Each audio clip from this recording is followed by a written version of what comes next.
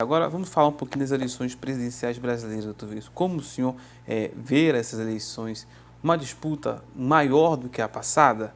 O senhor vê? Nós tivemos uma disputa eleitoral muito acirrada entre, eu me recordo, entre Lula, aliás, entre Dilma e Aécio Neves. Tivemos uma eleição acirrada entre Bolsonaro e Haddad, mas com realidades diferentes. E essa, como é que o senhor vê essa eleição com novas caras na política brasileira, né? Outras caras já conhecidas? A sensação o que nós esperamos ver é que essas eleições presidenciais elas serão acirradas como há muito tempo não se via. Desde a época de Fernando Collor e Lula, lá em 89, né? Fernando Collor era a capa da Veja com a manchete O Caçador de Marajá. É verdade. Quem não lembra disso? E aí a gente volta a falar ao povo que não conhece seu passado está fadado a cometer erros de outra época. Fernando Collor foi eleito sob essa bandeira de caçador de Marajá. Então, o combate à corrupção ele não está restrito a Bolsonaro, Moro, Lula. É uma bandeira, argumento de marketing de longo tempo. O que me parece é que nós temos um novo ingrediente, que é o Sérgio Moro, que deixa a magistratura e encara, aceita o papel que a esquerda e a direita sempre colocaram a ele, que toda a movimentação que ele fez enquanto membro do Poder Judiciário era um projeto político eleitoral. Então, a partir do momento que ele se coloca, ele aceita a pecha em que os dois extremos que haviam, esquerda e direita, colocavam a ele. Aliado de primeira hora do Bolsonaro, depois hoje é odiado pelos bolsonaristas. E odiado, eu diria também, muito odiado pelos petistas, né? No argumento de que ele não obedeceu às leis e até o próprio ministro Fachin, algumas, quando ele absorveu o Lula de algumas acusações, ele colocou no seu texto que o Sérgio Moro não obedeceu, deixou muitas brechas na lei, né, na condenação do Lula. No direito, a gente entende a postura do então juiz Sérgio Moro como uma postura publicista, que é um ativismo jurídico muito grande. E, naquele momento, a justificativa para esse ativismo, para esse publicismo, para essa quebra de procedimentos, esse desrespeito à Constituição, era sempre o combate à corrupção. Aí você vê junta com a onda, como você está falando, de rede social, muita gente idolatrando, enfim, aí foi a mídia também influenciando bastante. Na época, aconteceu o que aconteceu, e como o senhor mesmo falou, acabou sendo aceito o argumento tanto da direita com os bolsonaristas e da esquerda com petistas, de que tudo que ele fez era estratégia de marketing para as eleições. E como o senhor vê nesse cenário, uma pessoa que também sempre vem tentando a eleição presidencial, Ciro Gomes, doutor Manuel Veríssimo? O Ciro, ele sofreu uma busca e apreensão hoje da Polícia Sim, estive lendo sobre isso. Federal de uma suposta participação num esquema de corrupção da construção do estádio, à época que ele era deputado federal. No primeiro momento, a Rede Band fez a cobertura, Bandeirante de Televisão fez a cobertura e cedeu para ele um espaço ao vivo, questão de minutos depois do procedimento da Polícia Federal. A própria Rede Globo, através do site O Globo, lançou uma nota dizendo que a Polícia Federal estava constrangida e que, supostamente, fazendo ilações de que foi uma manobra política como forma de minar esse modo crítico, esse modo ácido que o Ciro, que é peculiar dele, né, tem feito principalmente contra o presidente Bolsonaro e o Moro, né?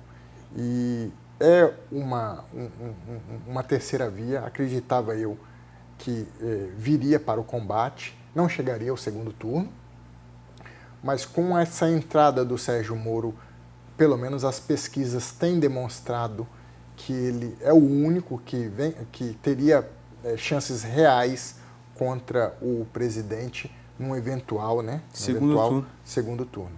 Porém, em pesquisas mais recentes, já estão colocando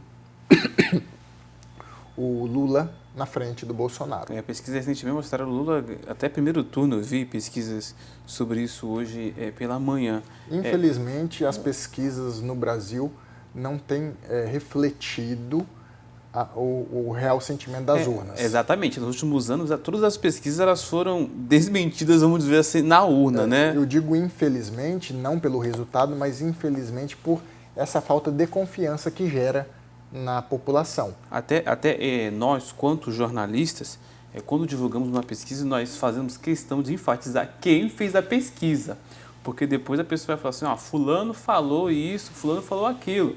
Mas, na verdade, nós divulgamos dados de institutos que autenticam essas pesquisas. Mas, como foi dito agora há pouco pelo advogado, Dr. Manuel Veríssimo, que essas pesquisas estão sendo assiduamente desmentidas em urnas. Eu me recordo aqui que nas eleições passadas a governo, a presidência a Senado, a ex-presidente Dilma Rousseff era primeiro lugar em Minas Gerais na candidatura a Senado. Primeiro lugar disparado. E quando chegou nas urnas, a ex-presidente era 2 vagas ao Senado, ela estava na 4ª posição. Quer dizer, nem a vaga, ela brigou nem pela 2ª vaga do Senado em Minas. E isso foi um instituto super conhecido, ao qual nós temos visto muitos meios de comunicação que outrora apoiavam apenas 1 ou 2, contratando novos sistemas de pesquisa para se respaldar e ter mais credibilidade. Então, realmente, as pesquisas, elas, infelizmente, não têm acertado as eleições, principalmente no Brasil. Agora eu vou mudar, vamos falar agora do ex-presidente Lula. Recentemente ele tem ido em alguns países aqui da América do Sul, foi na França. Recentemente o ex-presidente Lula também está sendo recebido como estadista, né?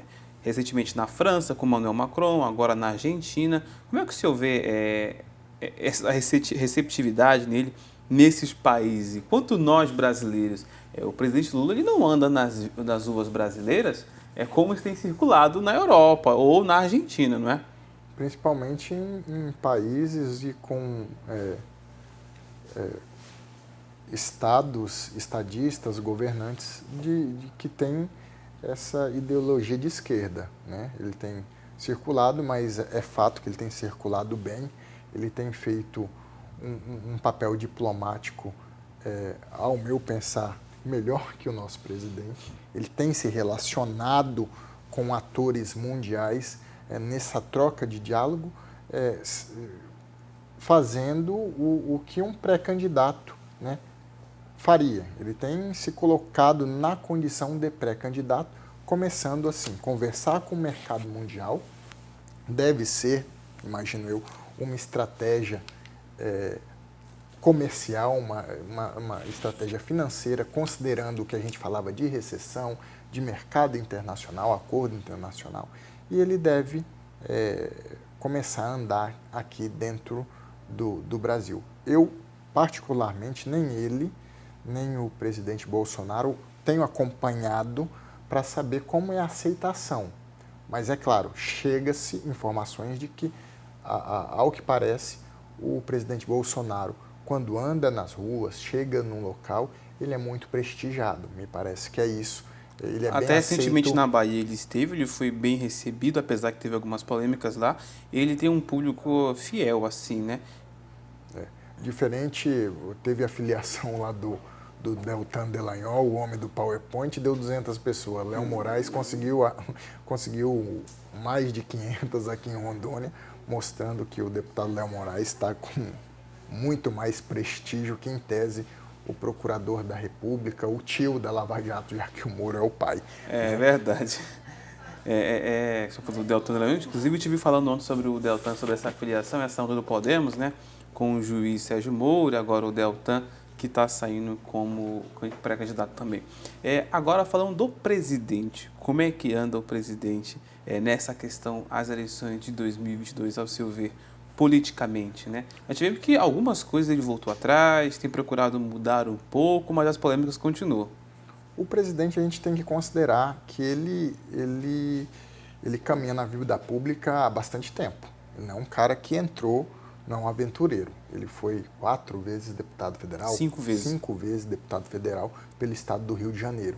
Deveria conhecer o Congresso Nacional. Ao que parece, com todo respeito, não conhece muito bem. Ele é autêntico, isso a gente é inegável, que é uma pessoa que o que ele fala é como ele pensa, e nós sabemos que na vida pública nem sempre isso é positivo.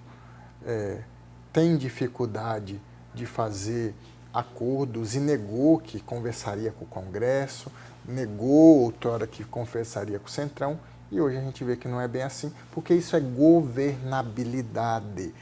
Se faz necessário, né? Nós vivemos um momento de demonização da política e dos agentes políticos. Acordo, ele é uma coisa legal e válida. Se confunde negociata com acordo, que é diferente. Não há no modelo eleitoral, no modelo presidencialista que o Brasil adota, forma de se administrar um país sem conversar com partidos políticos, sem se conversar com liderança. E isso culpa de uma parte da imprensa que durante alguns anos, com Lava Jato, demonizou, trouxe que essas composições seriam algo sempre espúria, algo que envolveria interesse financeiro, e não é assim. A política, a democracia, ela passa por acordos, e esses acordos eles não são necessariamente eivados de qualquer corrupção. A palavra é essa, corrupção. E o presidente Bolsonaro, ele tem, isso é notório, essa dificuldade de conversar com o Congresso, tem essa dificuldade de conversar com os poderes. Há um conflito entre ele e o STF que foi amenizado a questão de mês atrás e agora ganha novamente as páginas dos jornais com a decisão do ministro Barroso que impõe o passaporte sanitário, uma coisa que o presidente é contra e coloca novamente o poder judiciário em confronto com o executivo e a ponto de se questionar a independência dos poderes, qual o papel de cada um deles. Isso é ruim para a economia, isso é ruim para a nossa imagem no cenário internacional, no cenário internacional. Isso é ruim para a governabilidade, a harmonia entre os poderes. Tudo isso que eu falei compensa pela popularidade do presidente. Muita gente se agrada desse modelo ainda de governabilidade, né? O brasileiro, ele se agrada com esse modelo que muito se assemelha em questão, e falo com muito cuidado, mas com um modelo instalado no regime militar, né? Então, se nega uma coisa, mas se namora muito que esse modelo autoritário, que esse modelo de poder centrado na figura do presidente, que foi uma coisa que foi praticada, guardada as devidas proporções, na época do regime militar.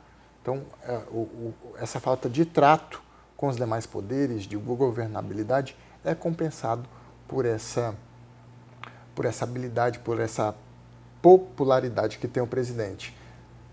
Infelizmente, ele tem apostado em nomes como Paulo Guedes, que não tem correspondido a políticas de economia, por exemplo. Outros nomes que ele investiu na saúde, nós passamos por uma crise mundial que não corresponderam, e eu tenho certeza que a vontade do presidente é acertar. Ele tem essa vontade, mas se cercou de pessoas que não corresponderam, não souberam, não sentiram, não trabalharam como o presidente, e pode ser que ele tenha dificuldade sim, e que o governo de esquerda, no caso o presidente Lula, ele vá para o segundo turno e polarize novamente. Aí o Brasil volta a mais uma crise polarizada, né? Estados Unidos, França, Chile, Argentina, sempre democrata, republicano, direita, esquerda. Você foi feliz aqui quando falou a história da humanidade. É verdade. É o bem e o mal.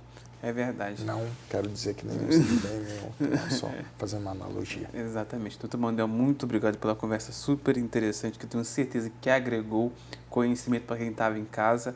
A intenção do programa é essa, trazer informação e agregar conhecimento para quem nos assiste. Obrigado por receber nossa equipe e espero recebê-lo mais vezes aqui com outros assuntos.